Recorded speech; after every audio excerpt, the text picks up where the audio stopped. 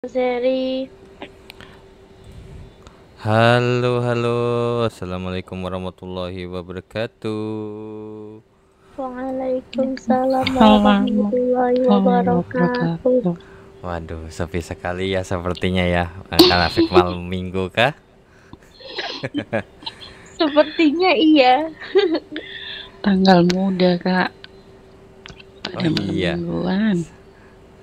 Tanggal muda terus malam belum minggu. tuton. Iya, dah. Malam minggu ya santai-santai Minggu. lah. Oke, so mungkin ini kita apa namanya? Kita langsung mulai aja kali ya, biar nggak kemalaman juga. Iya, gak Udah apa-apa. kelihatan apa yang saya share? Terlihat. Oke. Kelihatan. Nah, jadi kita udah masuk ke ini berarti pertemuan keberapa deh saya lupa. Yang intinya jelas ini adalah udah masuk ke modul kelima, udah lebih dari separoh ya dari total modul yang ada di buku. Oke, jadi ada pemrogram modul kelima ini adalah pemrograman tak linier.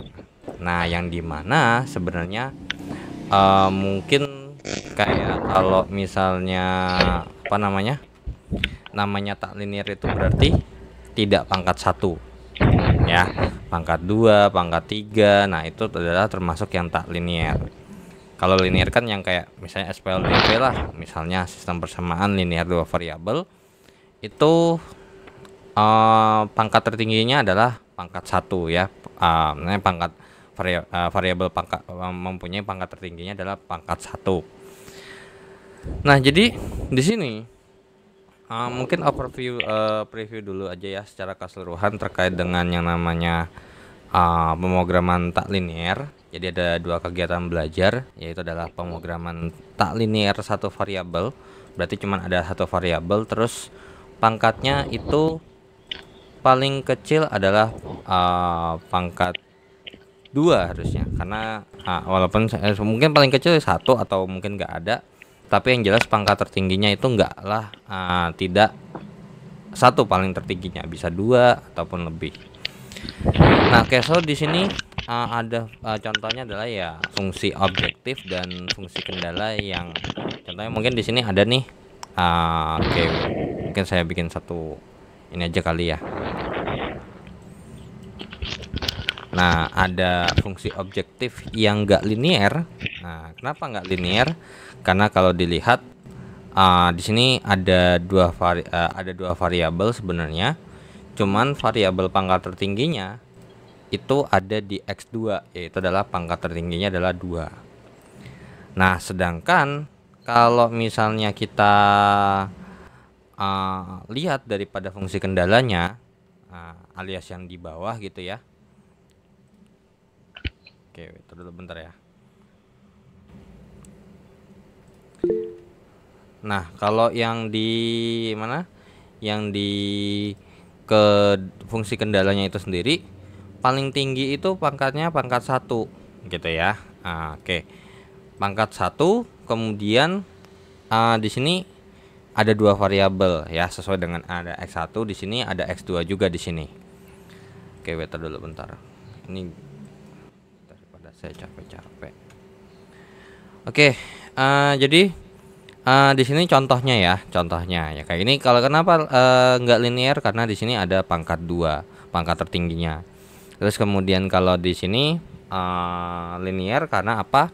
Karena fungsi kendalanya paling pangkat tertingginya adalah pangkat satu.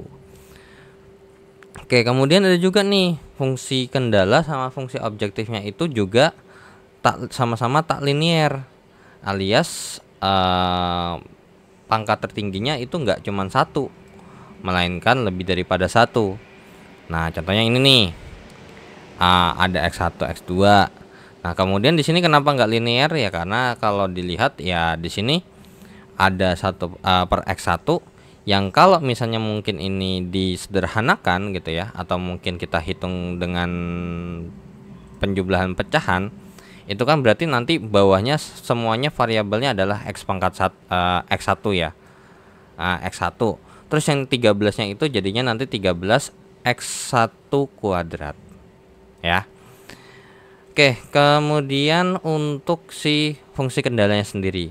Ya, ini tidak linear karena apa ya? Lihat nih, di jam kerjanya pangkat tertingginya pangkat 2. Terus kemudian kapasitasnya paling tinggi pangkat 3. Nah, kemudian untuk si ada lagi nih fungsi objektifnya yang linear, tapi fungsi kendalanya itu tak linear, ya. Ada pangkat di sini ada pangkat 2 ya kalau atau pangkat 3 pangkat tertingginya, sedangkan di fungsi objektifnya sendiri itu ada di pangkat 1 tertingginya.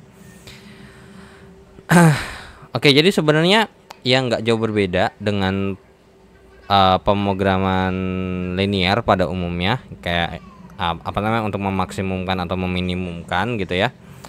Nah, ini sebenarnya ini nggak yang gimana-gimana sebenarnya, karena sebenarnya untuk pemrograman tak linear sendiri ini udah pernah belajar waktu SMA harusnya. Mungkin masih ingat terkait dengan cara mencari maksimum dan minimum gitu ya, yang menggunakan turunan gitu ya, atau aplikasi turunan. Nah, itu adalah salah satunya sebenarnya ya. Oke. So, di sini kita masuk ke bagian atau kegiatan belajar 1 ya. Oke. So, karena berhubung kita tahu bahwasanya pemrograman tak linear itu, dan ini jelas satu variabel ya. Berarti ini kemungkinan ada paling rendah adalah fungsi kuadrat, dan nanti pangkat tertingginya ya bisa 3, 4, 5 dan seterusnya. Dan di sini dasar dulu nih, ada nilai ekstrim. Ya mungkin masih inget ya, kalau mungkin waktu dulu sekolah ada ini terkait dengan maksimum dan minimum fungsi ketika bahas turunan. Nah, itu ada nih nilai ekstrim fungsi, yang dimana nilai ekstrim fungsi ini itu ada maksimum, ada minimum lokal, ada maksimum global. Nah, jadi ini di sini yang lokal itu ya sebenarnya bisa kita katakan dia bisa termasuk maksimum, tapi hanya di daerah tertentu saja. Tapi kalau global itu dari overall secara keseluruhan, itulah yang paling maksimum.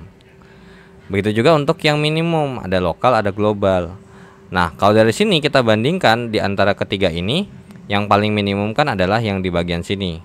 Makanya dia dibilang minimum global, sedangkan untuk di sini itu paling kecil di daerah sini doang nih. Di daerah mungkin ini saya bikin 1, 2, 3. Berarti minimum lokal tuh ada di daerah nomor 2 dan 1. Sedangkan paling minimumnya itu ada di nomor 3, yang bisa kita katakan dia adalah minimum global. Oke, kemudian di sini ada titik kritis. Ya, sebenarnya ini titik kritis tuh ya terkait dengan nilai ekstrim ya, maksimum atau minimum global. Dan ini yang dimana sebenarnya ini kalau bisa kita lihat sebenarnya itu adalah gini. Ketika kita bahas di sini, pastikan ketika ditanya maksimum global ini atau yang kita bahas di sini ataupun yang di lokal, coba deh kita cek terlebih dahulu. Pasti ini adalah sebuah titik. Nah, ataupun juga di minimum lokal, dia minimum lokal saat titik tertentu. So, berarti itulah yang dinamakan titik kritis ya. Oke, jadi ini cuman sekedar definisi aja ya. Intinya ya, kalau misalnya kita katakan bahwasanya dia itu maksimum, kenapa bisa dikatakan maksimum ya, karena dia nilainya lebih gede gitu. Nah, kenapa bisa dibilang minimum? Karena dia nilainya lebih kecil di antara yang lain ya. Oke. Terus kemudian di sini oke, so di sini ya ini sebenarnya basic banget ya. Yang pasti ketika kita bahas ada maksimum ada minimum, pasti ada intervalnya juga. Nggak mungkin nggak ada kita bahas interval, karena kalau misalnya kita apalagi tak linear itu sendiri itu pasti punya nilai minimum atau mungkin dua-duanya, yang dimana jawabannya bisa lebih daripada 1 untuk di daerah-daerah tertentu. Makanya diberi spesifik ada intervalnya. Nah, dimana di sini tadi kan ada titik ekstrim ya, titik kritis, atau sebenarnya bisa kita kenal dengan yang namanya bisa kita katakan dia namanya adalah titik stasioner. Yang dimana syarat titik stasioner itu apa? Ya, turunan pertama ketika kita masukkan nanti nilai X-nya atau kita masukkan itu harus sama dengan 0. Dan nanti kita cari nih C-nya berapa. Nah, tapi kalau misalnya ternyata hasilnya itu enggak ada, alias f-action-nya ini ketika kita masukin atau f-action C sama dengan 0 dan untuk mencari C-nya itu enggak ada, itu dinamakan titik singular. Ya. Oke, so di sini nah ini titik stasioner ya.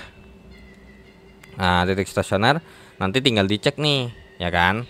Nah, nanti dia akan maksimum ataupun minimum. Nah, di sini kalau kenapa kok yang C4 ini dibilang atau C5 ini dikatakan singular? Karena di sini enggak ada jawabannya. Kita nggak tahu berapa jawabannya. Jawabannya tuh bisa kita katakan ya hasil turunannya itu tak hingga gitu loh. Atau ya sebenarnya C4 ini ketika dimasukin kan ini jawaban ini putus nih. Alias nggak continue ya, nggak continue. Jadi kalau emang ketika kita turunkan dan ternyata itu adalah fungsi yang tidak continue, ya itu adalah termasuk yang singular. Ya cuman bisa dikatakan itu bisa maksimum ataupun minimum. Yang sebenarnya intinya ya kalau kita bahas titik yang daripada yang kita dapat dari f-action itu, ya itu adalah antara maksimum ataupun minimum. Ya. Nah, jadi di sini ada nih beberapa titik kritis secara teoritisnya ya. Titik ujung interval ini, terus kemudian titik stasioner, sehingga nanti f-action C-nya sama dengan 0. Nah, titik singular itu ketika dimasukin dan ternyata jawabannya itu tidak ada. Ya. Nah, oke. So di sini contoh 5.1 di sini mungkin barulah ya kita bahas ada contoh soal ya. Oke, wait dulu. Di sini diberikan diberikan fungsi dengan fx atau fungsi yang mengandung variabel x adalah 2x pangkat 3 dikurangkan dengan 3x kuadrat, dan daerah asal fungsi itu ada di adalah ini sebenarnya bukan min 2,3 itu bukan titik ya. Hati-hati ketika kita bahas siku di sini itu artinya interval. Ya. Makanya di sini kan juga daerah asal ya. Ini intervalnya di mana i-nya di sini kalau misalnya kita bikin nah gini ulang lagi. Nah, ini kalau kita bikin itu daerahnya di antara min 2 sampai dengan 3. Cuman coba saya cek dulu takut salah tanda pertidaksamaan.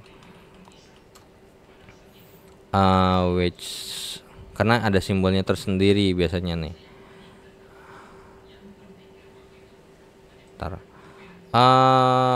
Iya harusnya. Nah iya ini dia. Ini berarti kalau yang kurung siku itu sama dengan so berarti di sini kita udah tahu bahwasanya interval i-nya atau interval atau himpunan i-nya itu sendiri itu adalah i sama dengan x sedemikian hingga min 2 lebih kecil sama dengan x lebih kecil daripada lebih kecil sama dengan 3 ya. So di sini berarti ada batasnya nih min 2 sampai 3. Nah, kemudian di sini ada fungsi. Tentukan titik kritis fungsinya. Nah, ini bentar ya. Ini sebagus buat saya cross check. Wait. So di sini intervalnya dan otomatis ya kalau kita mau nyari titik itu kan tadi apa? Kita cari dulu dong turunannya. Nah, f-action x itu sama dengan 6x kuadrat kurang 6x. Ya. Nah, kemudian kita cari nih f-action x-nya itu sama dengan 0. Berarti 6x kuadrat kurang 6x sama dengan 0. So ini kita sama-sama bagi 6. Jadi yang adalah x kuadrat kurang x sama dengan 0. Nah, terus ini difaktorkan karena bisa difaktorin ya. X kurang 1 sama dengan 0. So di sini kita punya dua nilai penyebab nolnya. X sama dengan 0 atau X kurang 1 sama dengan 0. Sehingga nanti di sini X-nya sama dengan 1. So di sini bisa kita katakan kalau misalnya kita punya ini, kita gambar grafik sementara gambar garis bilangan in 0 sama 1. Oke, 0 di sini mungkin di sini saya bikin bulat aja kali ya.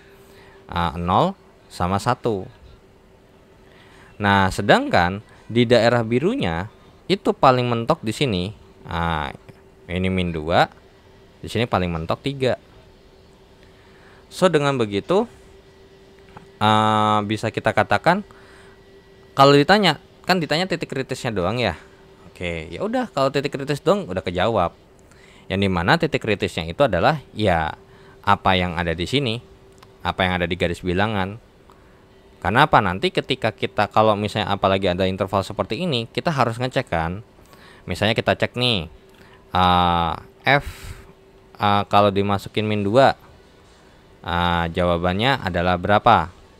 Berarti 2 kali min 8 min 16 dikurang dengan 3 kali 4 12. Itu jawabannya adalah min 28. Terus kemudian untuk F kalau dimasukin 0, jawabannya 0. Kalau kita masukin F sama dengan 1, 2 kurang 3 min 1.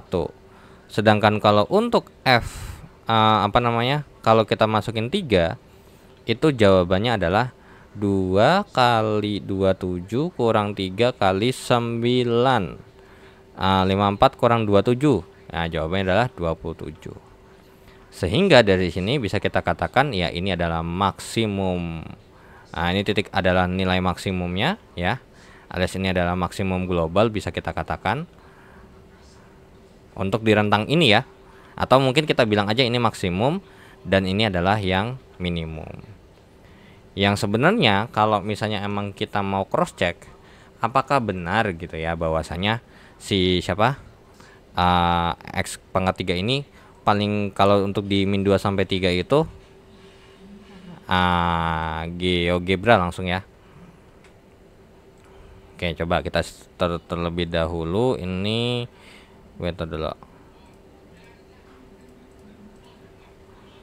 graphing calculator. Oke, jadinya kita bikin X sama dengan 2X pangkat 3 dikurangkan dengan yang namanya 3X kuadrat. Nah, ya udah. Terus biar enak, kita kasih batas juga nih. Min 2 lebih kecil sama dengan X, lebih kecil sama dengan 3. Ya udah, kita kasih nih. Nah, jadi kita nanti cari lihat fokusnya ke daerah yang warna di akhir yang warna ungu ini ya. Ini mungkin kita ganti warnanya warna merah kali ya. Oke, jadi ini dan ini saya ganti juga, ini mungkin warna apa nih enak ya? Ini aja kali ya. Oke. Nah, dari sini kalau kita bikin ternyata bener nggak sih kalau dari sekilas ini paling tinggi itu nilainya ada di tadi nih paling tinggi di F3 alias di X sama dengan 3 dan paling kecil tuh di min 2. Bener nggak kira-kira dari gambar ini? Bener kan ya? Karena kalau di sini kan kalau kita scroll ke atas lagi tuh ini jawabannya 27 nih ya, sesuai. Terus kemudian kalau dibikin lagi F-2 itu jawabannya adalah min 28 atau min 27 min 28 benar. Dan ini benar ya, sesuai untuk interval yang warna orange ini alias untuk yang si ini yang daerah ini itu ternyata benar paling minimum itu ada di yang ini dan kemudian untuk yang maksimum itu ada di yang X sama dengan 3 ya. Sedangkan yang ini sama ini kalau kita katakan berarti ini adalah maksimum lokal dan ini adalah minimum lokal. Sedangkan maksimum globalnya itu yang di atas dan minimum globalnya ada yang di bawah. Kurang lebih seperti itu ya. Oke. So kemudian kita lanjut untuk ke yang kedua gitu ya. Untuk yang kedua. Di sini ada contoh nih. Akan ditentukan Oke, berarti wait dulu. Nah, di sini nih. Nah, di sini kita disuruh minta menentukan bahwasanya titik kritis daripada fungsi fx yang akar x kurang dikali 1 kurang x nih. Nah, kira-kira ada nggak sih nilai kritisnya? Oke. Ya udah, berarti kalau misalnya kita kerjakan gitu ya. Kalau kita kerjakan ya otomatis kita harus cari turunannya dulu dong. Nah, ya udah. Ketika kita bahas mencari turunannya, berarti di sini adalah fx sama dengan x pangkat setengah dikurang dengan x pangkat 3/2 ya. Sehingga untuk f aksen x-nya sendiri itu jawabannya adalah 1/2 kali x pangkat min setengah dikurangkan dengan 3/2 x pangkat dikurang 2/2 jadinya 1/2. Nah, jadi atau bisa juga dibilang bahwasanya f aksen x-nya itu adalah 1/2 akar x dikurangkan dengan 3/2x atau 3x/2. Nah, sekarang kalau misalnya kita masukkan, bisa nggak kita cek bahwasanya f aksen x-nya itu sama dengan 0? Ya, coba kita masukin bahwasanya 1/2 akar x kurang 3x/2 itu sama dengan 0. Nah, kira-kira bisa nggak gitu ya? Nah, kira-kira bisa nggak kalau misalnya kita hitung? Nah, sebenarnya kalau ini kita sederhanakan, sebenarnya boleh dong kalau misalnya kita sederhanakannya seperti ini. 1 kurang 3x. Kak, maaf. Ya, sorry. Kenapa? 3/2 akar 3/2 x pangkat setengah itu bukannya 3/2 x-nya di akar. Iya, ini kenapa? Yang mana?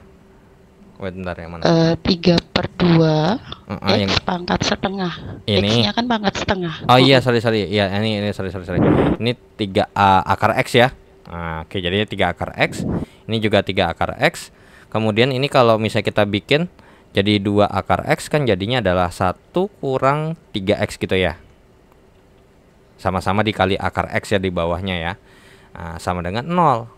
Nah, berarti yang bisa membuat sama dengan 0 itu cuman ini doang yang atas. Ya. 1 kurang 3x itu haruslah sama dengan 0. Berarti apa? 3x sama dengan 1 alias x-nya adalah 1/3. Sedangkan di bagian bawahnya kalau kita bikin x sama dengan 0 itu nggak bisa. Ya, ini nggak bisa nih, ini nggak bisa sama dengan 0 karena ketika kalau misalnya kita mau bikin sesuatu sama dengan 0 ya harus atasnya aja yang 0. Tapi dipastikan terlebih dahulu bahwasannya ingat syarat daripada sebuah ini punya syarat nih, ya kan? Ada akar x. Nah, kalau kita punya fx sama dengan akar x itu sendiri ada syarat domain fungsi kan? Yaitu ya adalah x lebih besar sama dengan 0. X lebih besar sama dengan 0. Nah, terus kalau misalnya ini dari sini, oke, perhatikan bahwasanya fungsi f oke. Nah, ini udah sama jawabannya sebenarnya. Nah, sebenarnya dari sini bisa kita katakan bahwasanya sebenarnya kesimpulannya ya kalau kita punya x yang ada di sini lebih besar sama dengan 0, tapi di sini di bawahnya tuh sebenarnya x nggak boleh sama dengan 0. Tapi perlu diingat yang kita mau gambar itu adalah si fx-nya yang nanti kita masukin, bukan yang kesininya. Ya, jadi berarti sama dengan 0 itu diperbolehkan dan untuk sama sepertiganya juga diperbolehkan. Jadi bisa kita katakan bahwasanya di sini untuk titik stasionernya ya berarti ini adalah 0, sedangkan ujungnya adalah 1/3. Ya, nanti tinggal dicek nih yang 0 itu berapa, yang 1/3 itu berapa. Karena ini nggak bakal mungkin negatif jawabannya. Ya, jadi ini walaupun emang kita ternyata ketemunya cuman begini doang, x sama dengan 1/3, yang 0-nya ini nggak boleh ketinggalan. Kenapa? Karena syarat domain daripada daripada fungsi yang ada di sini itu haruslah x lebih besar sama dengan 0, ya. Oke. Kemudian di sini ketika kita cari, sebenarnya kalau misalnya kita coba cek bahwasanya di sini nih, ini mungkin teori lagi aja ya, tapi mungkin ini langsung aja. Ada titik ekstrim, ada fungsi ekstrim fungsi gitu ya, yang dimana teorema titik kritis misalkan fungsi bla bla bla bla bla gitu ya. Nah, ada di antara interval, kemudian ini f aksen c sama dengan 0, ini masih sama. Nah, tapi kalau kita lihat di sini, apakah titik kritis itu adalah titik ekstrim? Bukan. Ya. Misalkan diberikan sebuah fungsi f(x) sama dengan x pangkat 3. Kalau diturunin kan hasilnya 3x kuadrat nih. Nah, ketika kita cari nilai x-nya ketika f aksen x sama dengan 0, x-nya jawabannya 0. Nah, tapi di sini kita tahu bahwasanya ketika kita masukin f-nya 0 itu sama dengan 0. Dan kalau di sini, kalau cuman kita lihat dari gambar yang ada di sini, ketika x sama dengan 0, dia bukan titik yang ekstrim. Ya, dia tidak menghasilkan nilai ekstrim, tapi dia menghasilkan yang dimana bahwasanya ini adalah belok. Ya kan? Ini belok nih. Titik belok namanya. Kalau saya bilang begitu ya. Nah, ini titik belok ataupun titik balik. Nah, oke, kemudian dilanjutkan lagi bahwasanya untuk mencari maksimum sama minimum, gampangnya gini. Ada uji turunan pertama, ya, uji turunan pertama itu yang tadi, ya, pakai turunan pertama. Kemudian kalau kita lanjutkan lagi bahwasanya ini ada uji turunan kedua. Nah, kalau uji turunan kedua itu bahas terkait dengan yang namanya kecekungan. Kalau misalnya untuk uji turunan pertama itu bahas naik atau turun. Ya. Jadi kalau misalnya kita masukin di bagian sini nih, kalau tadi kita soal yang tadi nih. Nah, untuk yang warna terutama untuk yang di orange aja ya. Kan ada wilayah 1, 2, 3. Nah, langsung dah kita masukin nih sembarang nilai. Oke, misalnya saya masukin f aksen min 1. Nah, kalau dimasukin min 1 ke daerah ke sini, atau yang ini nih, 6 dikurang min 6, 12. Nah, sedangkan kalau dimasukin ke sini alias mungkin kita ambilnya setengah, berarti 6 kali 1/4 dikurangkan dengan 6 kali setengah, alias 3/2 dikurangkan dengan 3 gitu ya. Jawabannya berarti min 3/2. Sedangkan kalau untuk yang di sini kita masukin f x-nya sama dengan 2 nih ke f aksen. 6 kali 2 6 kali 4 itu 24, kurang 6 kali 2 12.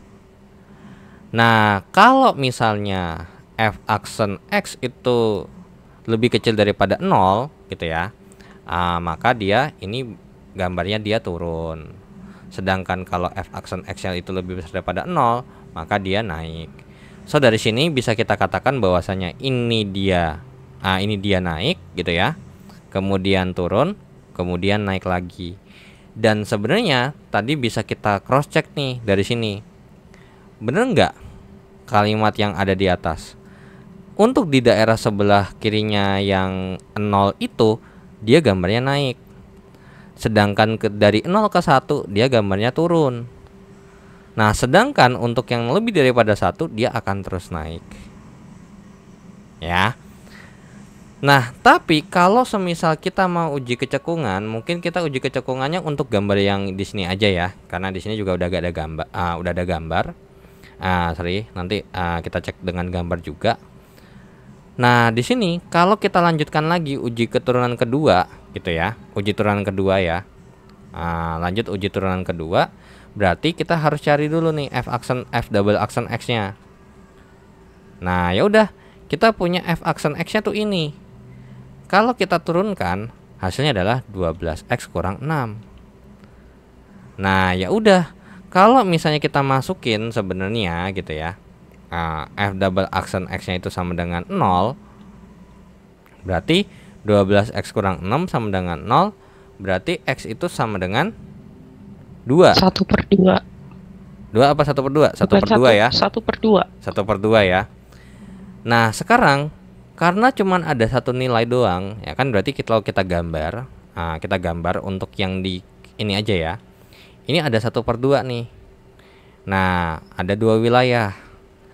Kalau kita cek di sini, F double aksen itu sama kita masukin 0, maka jawabannya adalah -6. Sedangkan kalau untuk F double aksen yang di sini kalau kita masukin 1, jawabannya adalah 6. Nah, berarti bisa kita simpulkan bahwasanya kalau lebih kecil daripada 0 gitu ya. Ini tuh begini gambarnya, cekung ke bawah. Sedangkan ini nanti cekung ke atas. Ya, teoritisnya seperti itu. Jadi teoritisnya adalah kalau misalnya untuk uji turunan kedua F aksen X itu lebih besar daripada 0, maka dia akan cekung ke atas, cekung ke atas. Sedangkan kalau F double aksennya F double aksen X itu lebih kecil daripada 0, itu akan cekung ke bawah. Nah, ternyata di sini kita udah punya informasi bahwasanya ketika kita kerjakan nih titik yang ini, bener nggak? Kalau untuk di setengah kan berarti X setengah itu ada di sini ya. Ya, kurang lebih. Bener nggak di sebelah kirinya dia itu cekung ke bawah gambar grafiknya? Betul. Betul kan ya? Nah, sedangkan untuk ke kanan itu adalah gambar yang cekung ke atas. Nah, jadi sesuai ya dengan teorinya. Nah, terus untuk mencari nilai maksimumnya gimana? Nah, ini kalau uji turunan kedua kita nggak bisa cari untuk nilai optimumnya. Karena apa? Kalau misalnya kita lihat ternyata sebenarnya X yang setengah ini, apakah bisa kita katakan dia adalah titik ekstrim? Enggak, dia cuma belok. Makanya biasanya untuk maksimum sama minimum, kalau uji turunan kedua itu biasanya dimix dengan uji turunan pertama. Ya, mungkin di sini mungkin bisa sambil kita ini bareng-bareng aja kali ya. Uji turunan kedua. Nah, oke. So di sini uji turunan kedua, bentar, mana nih?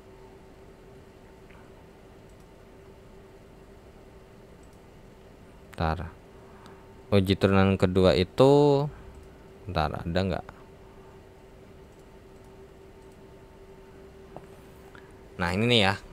Oke, F aksen X ini karena dia turun, makanya dia cekung ke bawah. Sedangkan kalau ini dia cekung ke atas, makanya dia naik gitu ya.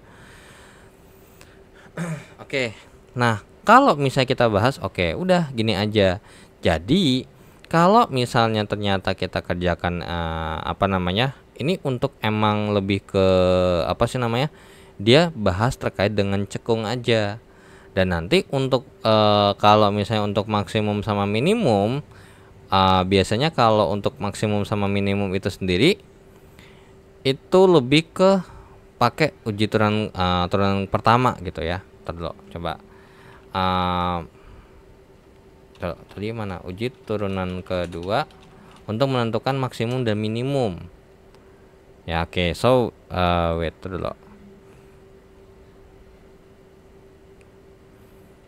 Nah, cuman ini ya kalau kalau kita cuma punya satu titik ya, either antara dia palingan ya, kalau emang cuman ada satu doang ya, berarti kemungkinan besar dia adalah titik belok gitu ya, titik belok, kurang lebih seperti itu.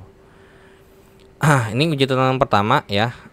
Terus uji turunan kedua. Nah, ini nih, ini cuman daerahnya doang. Sebenarnya ya. Karena apa? Ketika kita misalnya kalau kita tadi lihat gambarnya sendiri gitu ya, untuk yang di X sama dengan setengah di sendiri, ternyata di daerah kiri itu adalah daerah yang punya maksimum lokal dan minimum, ada minimum ya, bisa ada minimum gitu ya. Tapi logikanya kalau namanya cekung ke atas ya pasti ada nilai maksimum di situ. Sedangkan kalau dia cekungnya ke atas, berarti dia akan punya nilai minimum yang ada di situ. Jadi ya tetap balik lagi. Nanti ketika mau ngecek untuk maksimum atau minimumnya, itu pakai uji turunan pertama, ya. Jadi kayak misalnya uji turunan kedua tuh sebenarnya lebih ke ini, seingat saya tuh lebih ke untuk memastikan beneran nggak sih itu dia ada di ini gitu, ya. Nah, jadi makanya di sini cuma makanya ketika bahas maksimum sama minimum pun juga nggak bisa langsung, karena untuk uji turunan pertama tuh cuma nanya doang naik atau turun. Nah, nanti untuk maksimum mana minimumnya, ya nanti kita harus cek satu-satu. Ya, kita harus cek satu-satu terkait dengan yang namanya titik-titik yang available. Ya, terutama untuk di uji turunan yang pertama. Oke, nah ini yang tadi ya. Uji turunan kedua untuk nilai ekstrim global, misalkan satu fungsi variabel yang terdefinisi pada daerah asal D memiliki turunan kedua, F akan cekung ke atas pada daerah D itu sendiri. Kalau misalnya dia maka F ini akan memiliki nilai minimum global, cekung ke atas. Ya, emang secara normalnya kan begitu. Cuman kan karena berhubung gitu ya, karena berhubung tadi gambar kita punya seperti ini dan ini kita batasin, ya maka bisa kita katakan ya ini adalah secara umumnya kurang lebih ini minimum, ini adalah maksimum, ya. Tapi karena dibatasin berarti yang maksimum global itu adalah yang di 3, sedangkan minimum globalnya itu adalah yang min 2. Oke. Nah, ini ada fungsi ini ya, ada fungsi konkav naik kurang lebih seperti ini. Oke. Jadi kalau misalnya kita mau mencari ini, makanya di sini nih gabung nih. Nah, di sini nih untuk uji turunan pertama ya, untuk nilai ekstrim global. Nah, ini sebenarnya udah tadi kita bahas bahwasanya kita cari turunan pertamanya, kemudian turunan pertamanya harus sama dengan 0, nanti cari nilai X-nya berapa, jabarin dalam garis bilangan, nanti cari dia naik sama turun. Nah, biasanya normalnya kalau habis naik dan turun, ya otomatis itu maksimum. Kalau habis turun baru naik, dia itu minimum, ya. Nah, kemudian ini set. Oke. Nah, di sini ternyata ketika pas kita cek nih kan f aksen x selalu ada nilai. Nah, maka f aksen x sama dengan 0 nih, ternyata 3 sama min 3. Nah, kita cek nih. Nah, jadi yang kita cek itu bukan x sama dengan yang tadi yang kita peroleh, ya. Sedangkan yang harus kita cek itu bukanlah yang di sini, melainkan kalau kita mau cek dia maksimum atau minimum, tadi kita udah ketemu nih nilai yang ada di sini. Nah, kita lanjutin nih, kita cek nih f double aksen. Kalau kita masukin dia jawaban kita masukin 0, maka jawabannya ya setengah gitu kan ya. Kalau kita masukin 0, tadi jawabannya adalah min 6 ya. Nah, min 6. Sedangkan kalau tadi kita masukin f double aksen sama dengan 1, itu jawabannya adalah 6. Nah, karena dia lebih kecil daripada 0, dia cekung ke atas nih. Berarti ini termasuk yang minimum. Sedangkan ini adalah maksimum. Ya. Nah, tapi kalau misalnya tadi kita lihat secara teoritis, ya emang bener dong kalau kita nggak kasih dia daerah, sebenarnya ini adalah minimum dan ini adalah maksimum. Makanya sebenarnya untuk kalau ada daerahnya harus hati-hati, harus ikut dicek juga nih. Makanya biasanya kalau emang nggak mau kalau cuma nanya maksimum atau minimum dan nggak dispesifikin, ya uji turunan pertama aja, cari interval. Kalau emang ada intervalnya, sebutin intervalnya, nanti tinggal dicek mana yang paling maksimum dan mana yang paling minimum. Oke. Nah, di sini juga sama. Nah, kalau misalnya sama dengan 0 bagaimana? Ya kalau sama dengan 0 ya itu bisa kita katakan kalau ternyata hasilnya ini kita harus ngecek pakai kalau misalnya ini tadi nih, ternyata kalau misalnya sama dengan 0 bagaimana? Nggak ada kesimpulan. Nah, kalau nggak ada kesimpulan gimana? Balik lagi ke uji turunan pertama, ya. Jadi mereka nih saling terikat satu sama saling berhubungan nih antara ujian pertama dan uji turunan kedua. Nah, kalau uji turunan pertama kan kita nyari naik atau turun. Dari situ juga kita tahu nih titik stasionernya. Kemudian setelah itu kita cari nih, gitu ya, kita cari nih turunan keduanya dan kita masukkan titik stasioner yang ada. Nah, ternyata itu adalah titik yang paling maksimum dan itu adalah ataupun titik minimum. Tapi dengan syarat ya sebenarnya kalau emang kita ini bisa dikatakan ya itu adalah minimum lokal, maksimum ataupun minimum. Tapi kalau masalah lokal atau enggak ya dilihat lagi.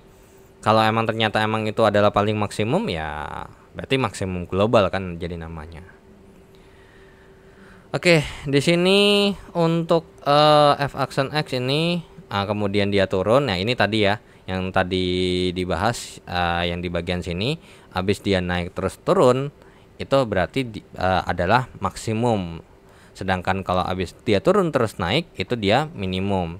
Sedangkan kalau dia jawabannya sama dengan 0 maka alias nggak ada berubah tanda gitu ya, maka bisa kita katakan dia cuman belok. Seperti itu. Oke, untuk yang pertama ini dulu di KB1 untuk yang poin A terlebih dahulu ada yang mau ditanyakan?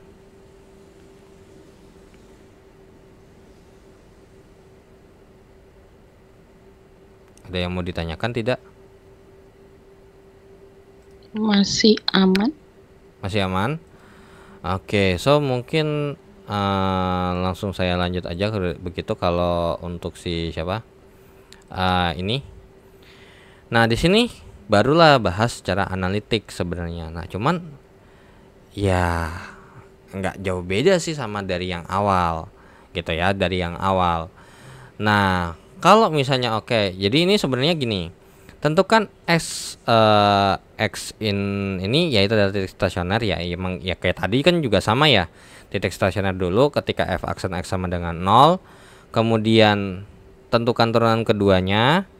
Nah, kalau lebih kecil sama dengan 0, maka ketika kita masukkan dia ke turunan keduanya, ini bisa kita katakan itu dia adalah nilai maksimum lokal.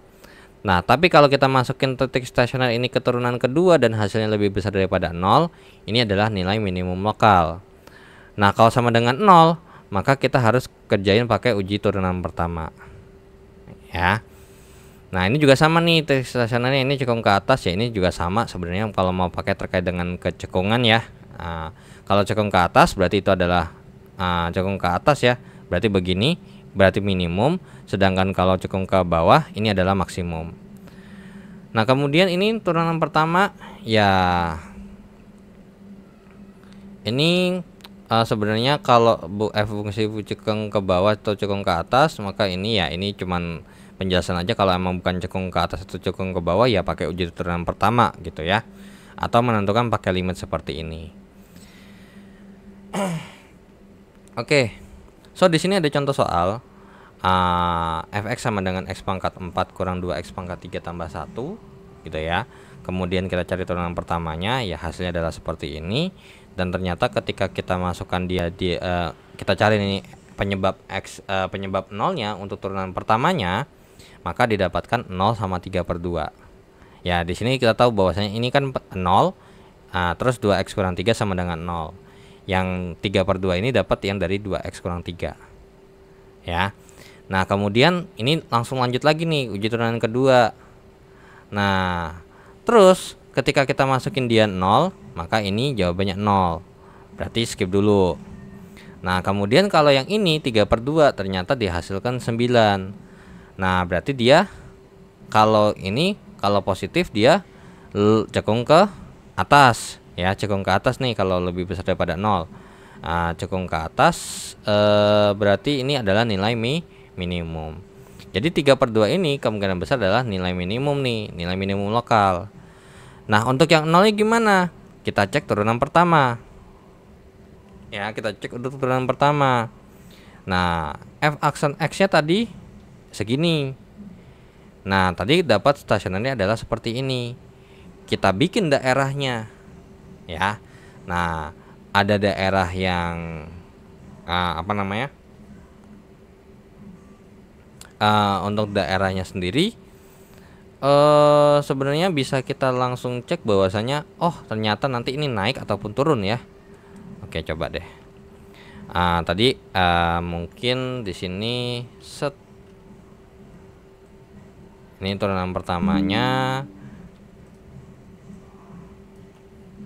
Oke, terus uji turunan keduanya itu adalah sebenarnya berarti f double aksen x nya itu adalah 12x pangkat 2 kurang 12x ya, atau bisa dikatakan 12x kali dengan x kurang 1. Oke, so berarti kalau misalnya kita tadi katakan bahwasannya ternyata dari sini ketika kita bahas f aksen x sama dengan 0, ternyata ketemulah x nya sama dengan 0 dan x sama dengan 3/2. Dan ternyata ketika kita masukin ini f double aksen 0 itu sama dengan 0, sedangkan kalau di sini f aksen double aksen sama dengan 3/2 itu adalah 9. Nah, karena ini berarti kalau kita bikin daripada ada 0 sama 3/2 gitu ya, 0 sama 3/2 sendiri, berarti bisa kita katakan bahwasanya untuk yang 3/2 itu adalah yang cekung ke atas. Sedangkan yang ini itu masih ditanda tanyakan, nggak tahu unsurnya dia gimana nanti tipenya. Nah, karena begini dia cekung ke atas, bisa kita katakan x sama ketika x sama dengan 3/2 ini adalah titik minimum gitu ya, titik minimum. Nah, tinggal cari nih nilai minimumnya berapa. Oke, ternyata kalau kita masukin 3/2 tadi, itu jawabannya adalah sebesar -2. Ya, ini adalah -2. Nah, tapi kalau ragu ada jawaban yang mungkin lebih minimum atau mungkin lebih minimum ya, makanya bisa kita katakan ini adalah nilai minimum lokal. Nah, terus untuk yang f double aksen x sama dengan 0 ini gimana? Nah, tadi kalau misalnya kita bahas secara uji turunan pertama ya, ketika kita bahas 0 dan ini adalah 3/2 gitu ya. Oke. Nah, kalau kita bikin uji turunan pertama, sebenarnya berarti f aksen kalau kita masukin -1, bagaimana nih jawabannya nih? Ternyata kalau kita masukin -1, -4 kurang 6, -10 ya, -10. Terus kemudian kalau dimasukin ke sini, f aksen kalau kita masukin 1 misalnya, berarti jawabannya adalah -2 gitu ya, -2.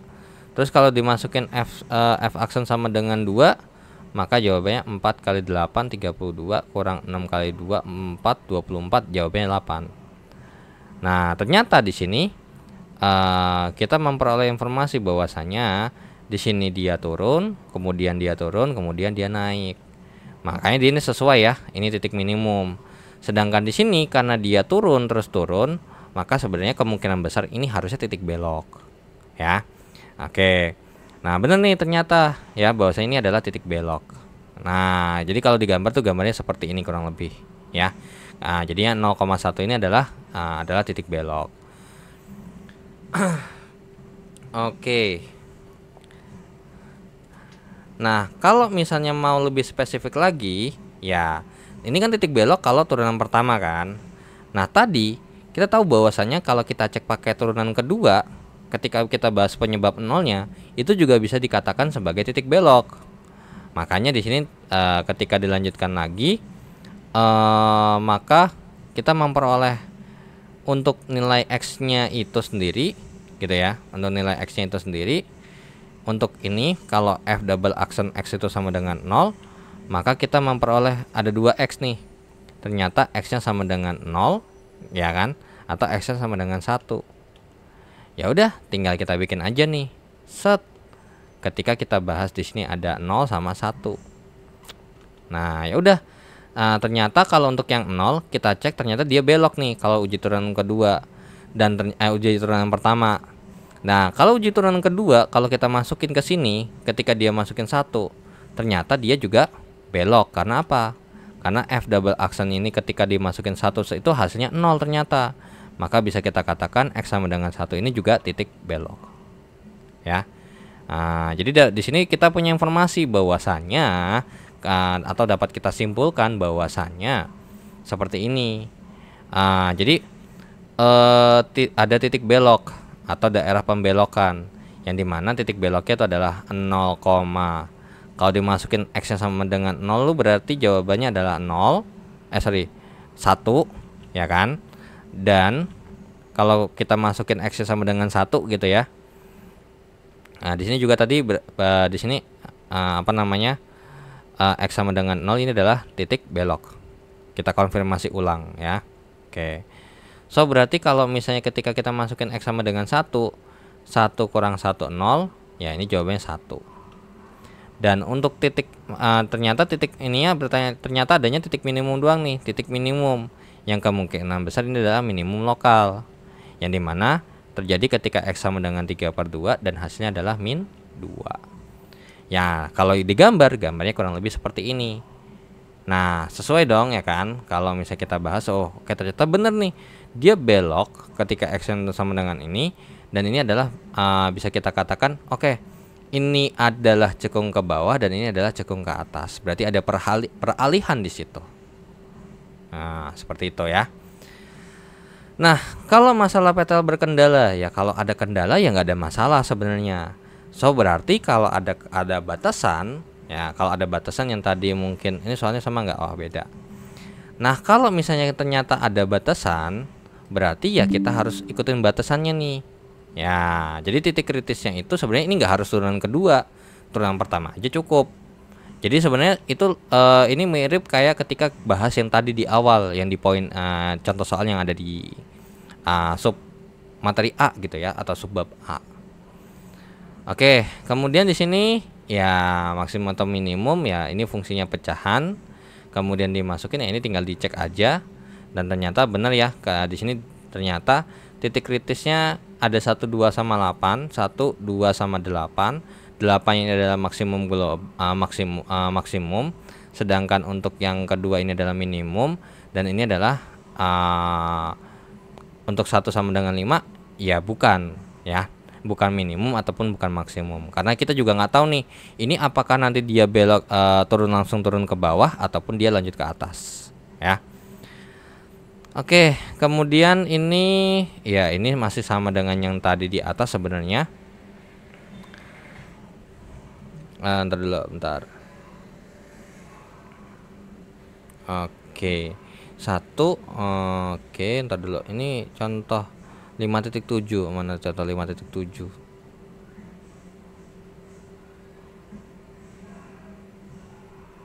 Oh bukan, oh ntar dulu, mana contoh 5.7 ya? Oh bukan, berarti di bagian yang sini nih.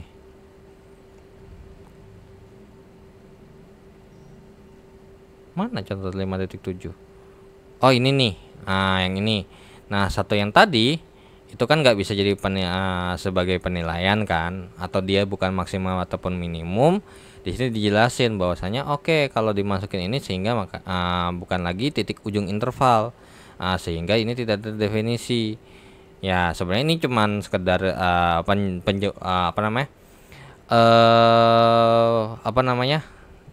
ya pembahasan ulang aja dengan penggunaan limit gitu loh ya. Terus untuk penerapan sendiri ya ini nggak jauh beda dengan kalau mungkin dulu bahas terkait dengan aplikasi turunan ya. Aplikasi turunan sendiri itu ada bikin soal cerita, kemudian nanti ditanya kira-kira maksimum atau minimumnya kurang lebih seperti apa ya. Jadi di sini contoh ada 5.11, Pak Koko memiliki seekor sapi dan untuk membiayai sekolahnya ia merencanakan untuk menjual sapinya yang saat ini berbobot 100 kg. Nah katanya si Pak Koko ini menunda penjualan sapinya nih. Nah dimana kalau menunda penjualan sapinya ternyata bobot sapinya nambah 1 kg per hari, tapi dia harus ada mengeluarkan biaya sebesar 3.000 per harinya. Nah saat ini harga 1 kg sapinya 60.000, dan ternyata harga ini turun tiap harinya 500 perak. Nah jika ingin diketahui kira-kira berapa sih kira-kira dia supaya untungnya itu paling maksimum, ya udah berarti di sini bikin kalimat matematika. Ya kalau misalnya harga sapinya itu awalnya 60.000 dan ternyata mengalami penurunan per harinya 500, maka kalau misalnya kita katakan bahwasanya ya ini kan berarti yang jadi pertanyaan adalah berapa hari. Berarti variabelnya adalah X-nya, berapa harinya atau berapa lama adalah X, berarti 60.000 kurang 5X. Kemudian untuk bobot sapinya juga mempunyai sesuatu nih, 100 ditambahkan dengan X. Nah kemudian untuk biaya pemeliharaan, karena dia tiap harinya keluarin 3.000, maka untuk biaya pemeliharaan fungsi kendalanya adalah 3.000X ya. Nah ya udah, berarti bisa kita katakan mungkin di sini ya, mungkin saya kopas aja. Oke, di sini. Nah, tadi ternyata yang jadi fungsi kendala ya. Jadi fungsi kendalanya tuh ada beberapa ya. Yang pertama adalah terkait dengan bobot sapi. Bobot sapi itu ternyata fungsi kendalanya adalah 100 ditambahkan dengan X gitu ya. Kemudian ada biaya pemeliharaan yang sebesar 3.000X. Kemudian ada harga sapinya itu adalah 60.000 dikurangi dengan 500X. Nah dari sinilah, nah kan gini, ditanya keuntungan, mana yang bisa kita katakan itu sebagai keuntungan. Nah jadi cari dulu nih fungsi keuntungan, karena fungsi keuntungannya belum ada. Ya kita ambil daripada yang ada di sini.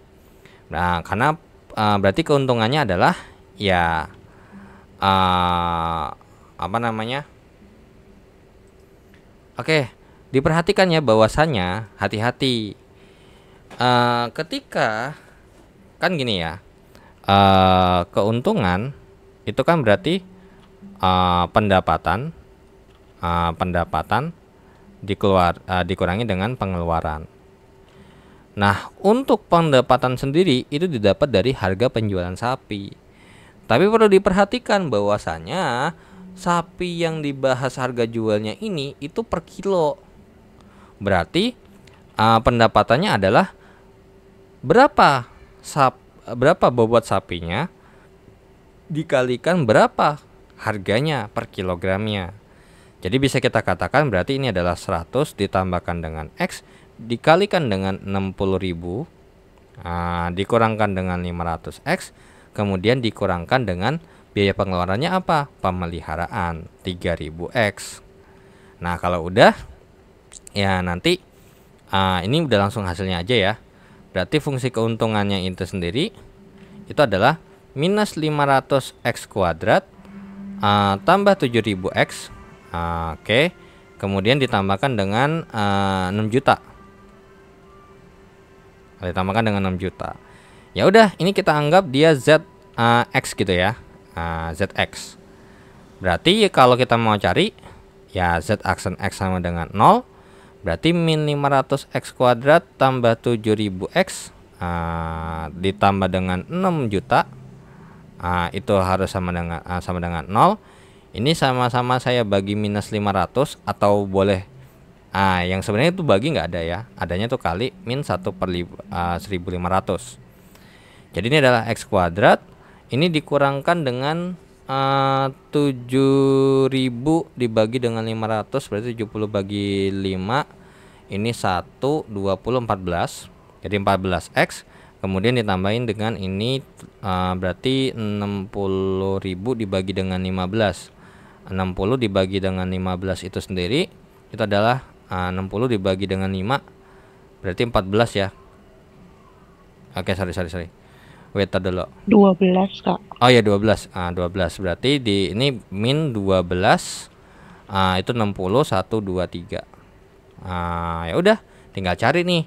Ternyata ketika kita kerjain ternyata berapa nih jawabannya nih? Oh, sorry. Kalau diturunin ini kan diturunin ya. sorry. Ini diturunin. Masa hasil turunannya begitu? Hasil turunannya itu ya berarti min 10.000 min 1000X tambah dengan 7.000 ya sama dengan 0. Berarti 7.000 sama dengan 1000X, atau yang mau dibikin min 1000X sama dengan min 7.000 juga boleh. Yang jelas X nya adalah 7. Nah, berarti bisa kita katakan bahwasanya untuk memaksimumkan keuntungan, si Pak Koko ini harus menunggu 7 hari. Ya, menunggu 7 hari. Nah, nanti tinggal dihitung nih, masukin X7 ke ZX. Ya. Karena kan di sini cuma nanya nih cuma nanya berapa hari untuk supaya si Pak Koko ini jual sapinya. Ternyata harus menunggu 7 hari supaya bisa menjual sapinya dengan keuntungan yang paling maksimum. Tuh ya. Oke. Kemudian ada contoh lagi, sebenarnya ini nggak jauh beda. Merupakan contoh formulasi masalah dalam kehidupan sehari-hari. Oke. Nah, contoh 5.12. Jika pada contoh 15 tersebut ditambahkan batasan bahwa lama waktu menunggu tidak boleh sekian hari dan tidak boleh berupa bilangan negatif, maka akan diperoleh. Ya, ini kan nggak tahu nih dikasih berapa harinya. Tapi ternyata di sini dikasih tahu kalau misalnya nggak boleh lebih daripada 5 hari, ya jelas nih, ya dong. Nah, kalau dikasih kalau ada batasannya, misal nih tidak boleh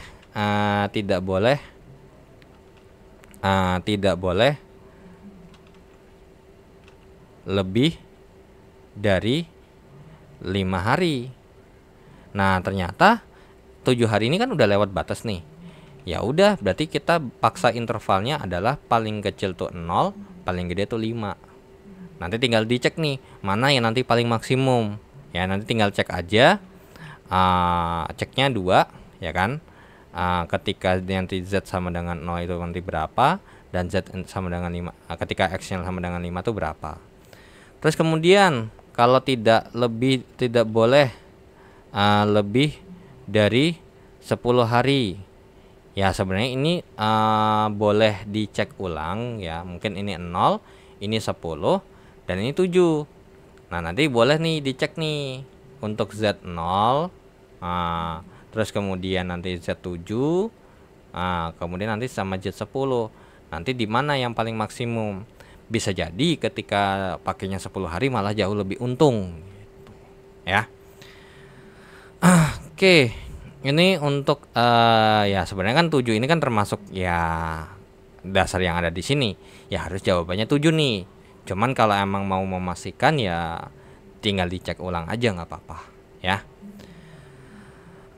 Oke, sampai sini dulu. Ada yang mau ditanya nggak?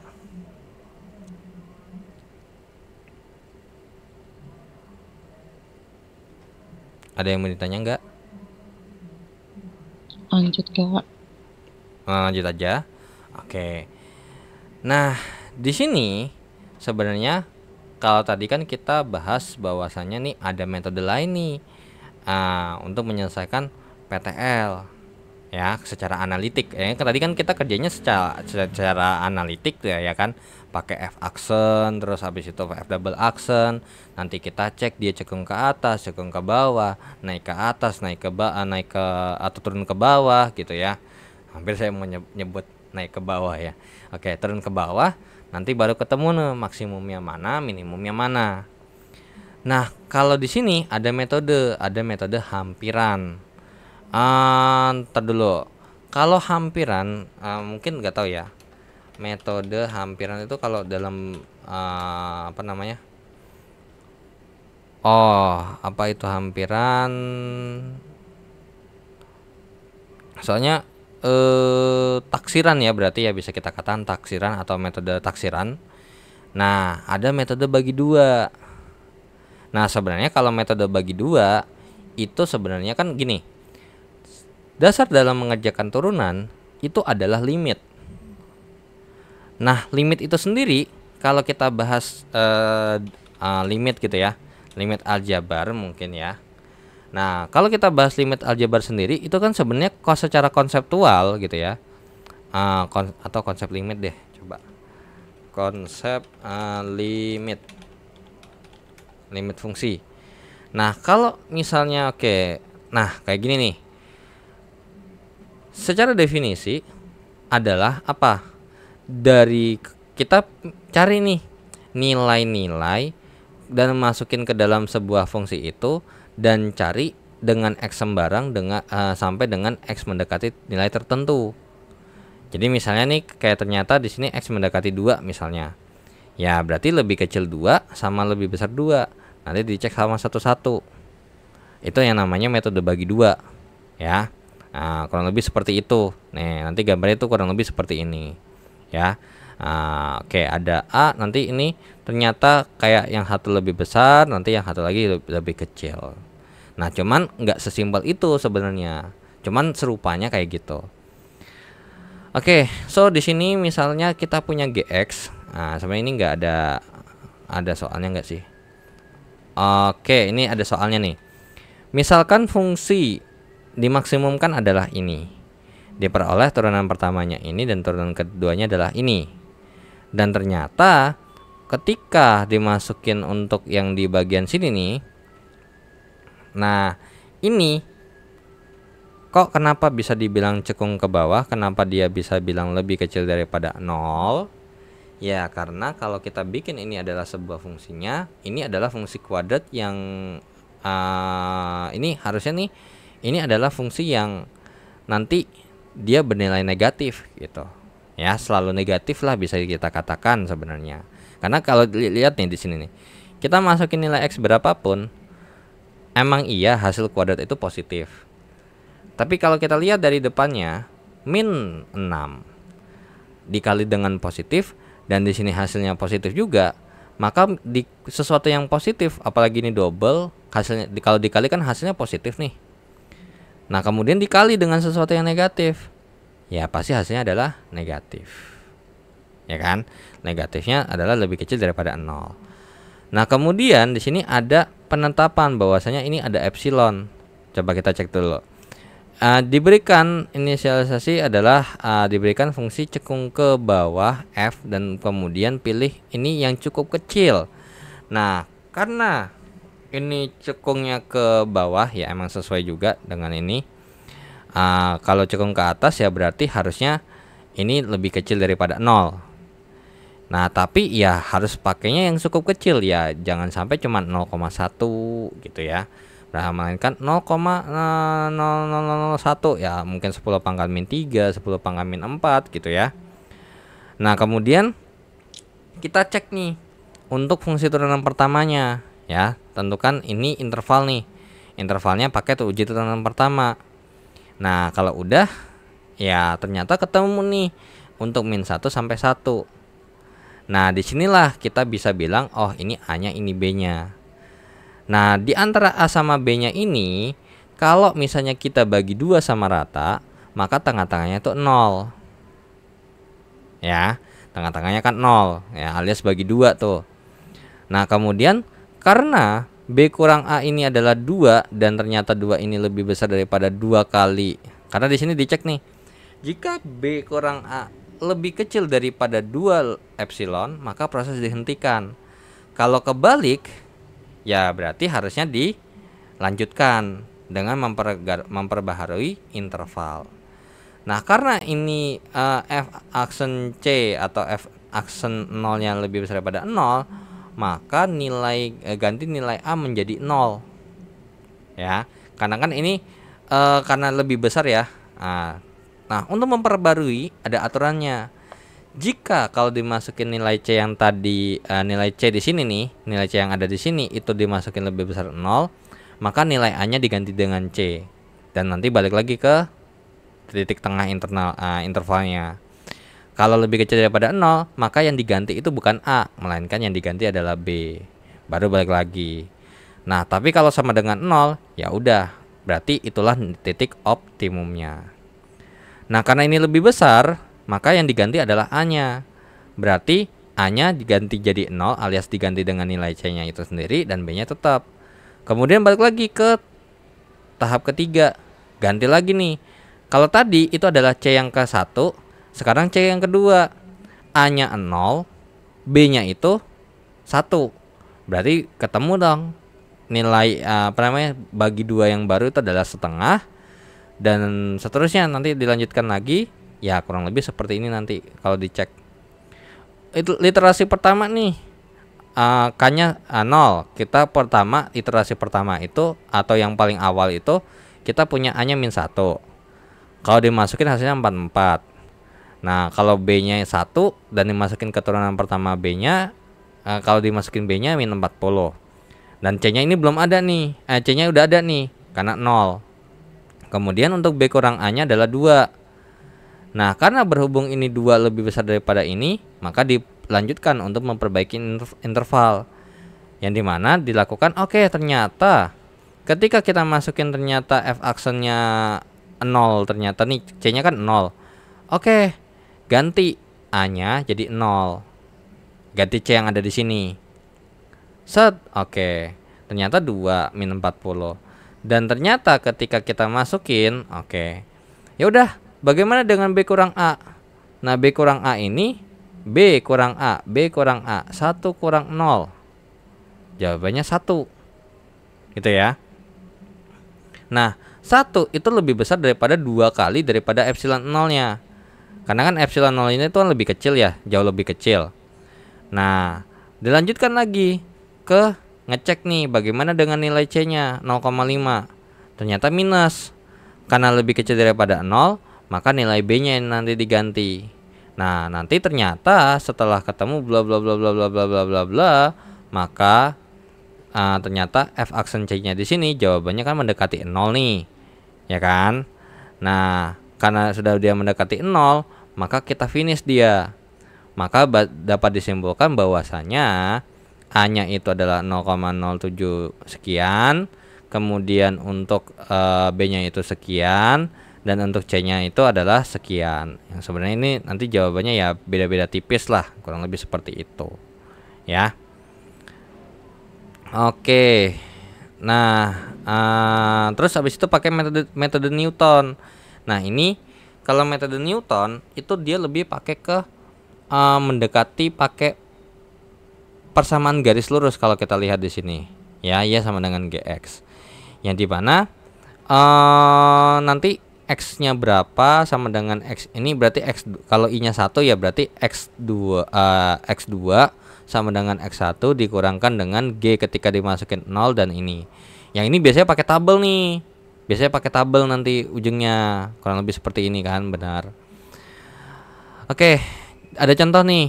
Ya, yang tadi pakai contoh 15. Nah, epsilonnya ditentuin nih.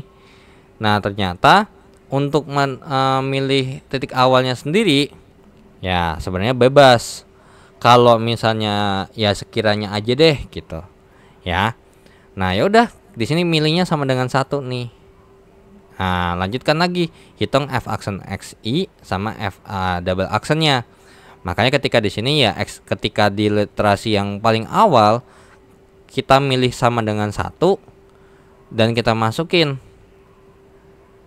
Nah, terus untuk mencari X sama ininya, X1 berarti ini hitungannya adalah X0 tambah 1 berarti X yang ke 1 gitu ya. X yang ke 1 ya tinggal dimasukin nih. X1 sama dengan X0 dikurangkan dengan ini, pakai rumus yang ada di sini nih. Ya, untuk mencari X yang selanjutnya di sini. Nah, terus cari nih kira-kira berapa selisihnya. Gitu ya, cari berapa selisihnya. Nah, kalau selisihnya itu ternyata lebih kecil sama dengan E-nya, maka prosesnya dihentikan. Tapi kalau lebih besar, tapi ingat ya, ini dimutlakkan. Nah, di sini kalau dimutlakkan hasilnya adalah 0,2150. Nah, karena berhubung ini kalau dimutlakkan adalah 0,2150, itu lebih besar daripada epsilonnya alias 0,002. Berarti kita nggak bisa berhentikan itu. Ya, kita lanjut lagi dan ulangi langkah dari awal lagi. Nah, ternyata ini butuh literasi kelima. Atau mungkin kalau kita hitung ini adalah iterasi pertama, ini adalah iterasi ke-6. Nah, ternyata ketika XI-nya untuk yang X5 ya, X5-nya adalah 0,4744, ternyata kita dapat Fx5-nya kalau dimasukin ini 0,7399. Untuk turunan pertamanya segini, untuk turunan keduanya segini, dan untuk X selanjutnya yang nanti bisa dipakai di sini adalah 0,4743. Dan ternyata ketika kita cek nih, selisih antara ini sama ini itu min 0,001. Kita mutlakkan dan ternyata ini lebih kecil daripada 0,000 2. So, ya, karena ini lebih besar daripada lebih kecil daripada yang 0,002, maka kita stop. Dan inilah jawabannya. Min 0,4743. Dan nanti kita cari nilai F-nya kalau dimasukin 0,4743. Dan ternyata jawabannya 0,7399. Seperti itu ya. Oke. So, ini untuk kegiatan belajar 1. Ya. Sampai sini ada yang mau ditanya dulu untuk kegiatan belajar 1?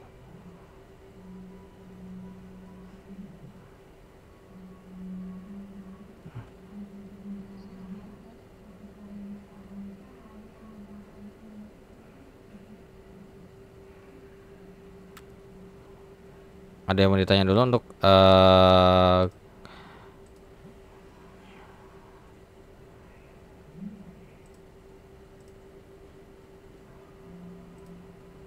gimana? Ada yang mau ditanya dulu nggak untuk kegiatan belajar 1-nya?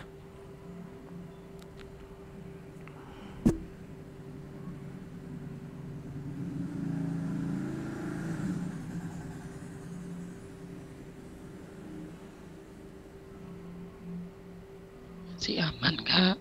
Oke, ntar dulu bentar. Ini harus reload dulu sepertinya. Wait.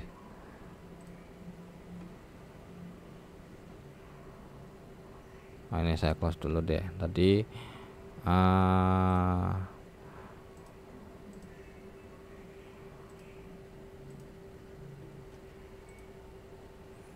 leave dulu. Oke, ini harus reload dulu sepertinya, bentar. Mahasiswa UT Peduli 12. Coba kalau kita lanjut, coba saya cek dulu ya. Apakah memungkinkan untuk di apa namanya?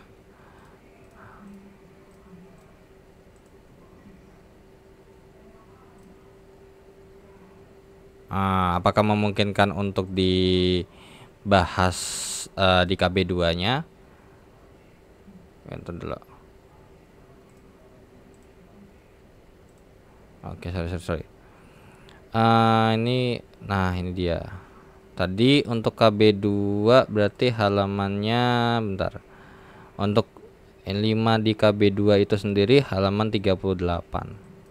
Coba saya cek dulu 38. Oke, bentar dulu.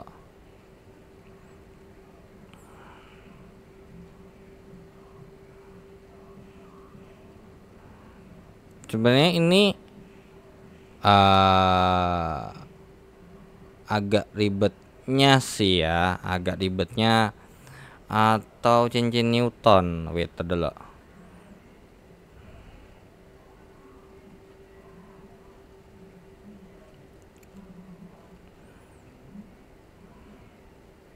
Bentar.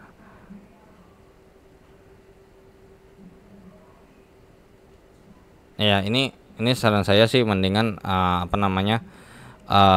saya masukin ke minggu depan aja deh. Cukup banyak soalnya untuk materinya. Udah metode pakai hampiran ini juga. Oke, mungkin untuk kegiatan belajar 1 mungkin itu dulu aja kali ya. Karena kalau bisa dilihat ini juga cukup panjang, daripada nanti takutnya malah sebenarnya ini termasuk yang ribet sih sebenarnya kalau untuk Newton ya, karena bentuk terkait dengan seingat saya tuh ini itu di selain materi di sini tuh ada bahas juga di materi matematika yang mana ya? Boleh info nggak metode Newton tuh? Saya lupa deh. Metode numerik.